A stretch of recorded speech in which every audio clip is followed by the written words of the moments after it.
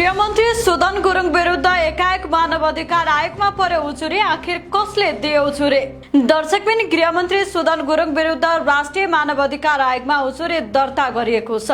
हिरासतमा रहेका व्यक्तिहरूमाथि अनधिकृत रूपमा प्रवेश गरी मानसिक दबाव दिने र ज्यान मार्ने धम्की दिएको आरोप लगाउँदै निवेदन दर्ता गरिएको हो। शान्तिपूर्ण प्रदर्शनका क्रममा पक्राउ परेका 3 जना व्यक्तिहरू अजय सोडारी, प्रकाश बम र सुजन पौडेलले आयोगको केन्द्रीय कार्यालय पुल्चोकमा पुगेर उजुरी दिएका हुन्।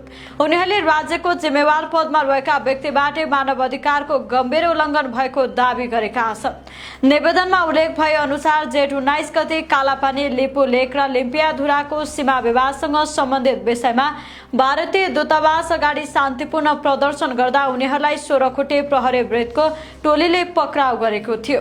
पक्राउ परेपछि करिब आधा घण्टा भित्रै गृहमन्त्री गुरुङको नेतृत्वमा आएको टोली अनधिकृत रूपमा प्रहरी हिरासत कक्षभित्र प्रवेश गरेको आरोप निवेदकहरूको छ। उनीहरूको दावी अनुसार हिरासत भित्रै मानसिक दबाव दिने, अपशब्द प्रयोग गर्ने र ज्यान मार्ने धम्की समेत दिएका थिए। यस घटनाले कानुनी प्रक्रिया र मानव अधिकार दुवैको गम्भीर उल्लङ्घन भएको उनीहरूको भनाइ छ।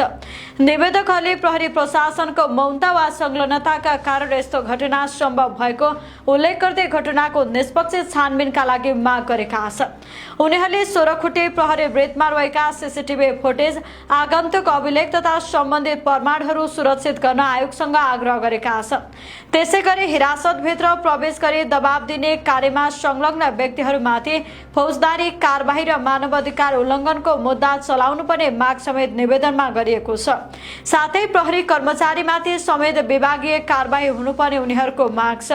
घटनापछि राजनीतिक र मानव अधिकार वृत्तमा यसबारे चासो बढेको छ भने आयोगले आवश्यक प्रक्रिया अघि बढाउने अपेक्षा गरिएको छ। घोडा दुखेर आएको, डाक्टरको दबाई खायो, के भएन, घोडामा सुई लायो, के भएन, के गरेन के नभए, वैद्यमा आएर दबाई खाएको अब 3 महिना भयो। अहिले उठ्नु बस्नु नै भएको छ।